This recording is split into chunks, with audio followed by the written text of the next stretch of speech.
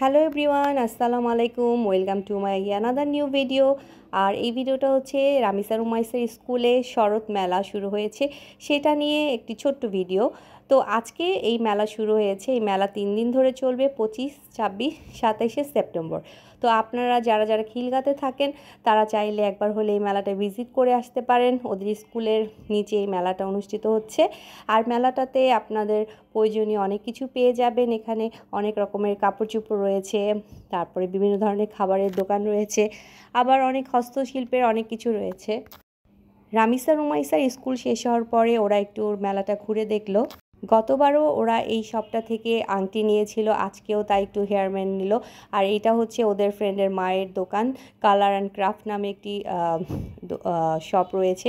আপনারা যদি আসেন তাহলে এখান থেকে সুন্দর সুন্দর ড্রেস নিতে পারবেন। আপুর কালেকশন অনেক সুন্দর। এখনও আসলে স্টল গোছানো হচ্ছিল, বিকেল থেকে আসলে জমজমাট হবে।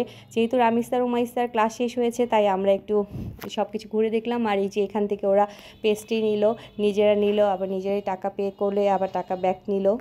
ছোট পরিসরে মেলা, কিন্তু মেলাটা অনেক সুন্দর হয়। আর আপনারা চাইলে অবশ্যই একবার ঘুরে আসবেন, ভালো লাগবে আশা করি।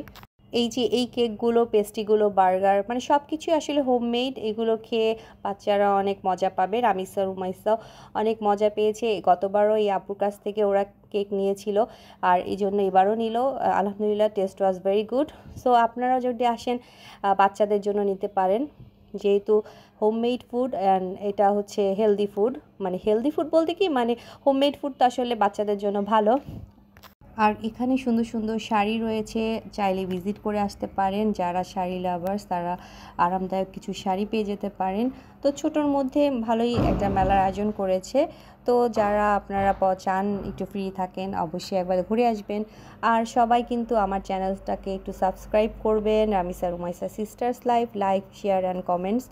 তো ভালো থাকবেন, আমার পরিবারের জন্য দোয়া করবেন, আপনাদের জন্য অনেক দোয়া রইল।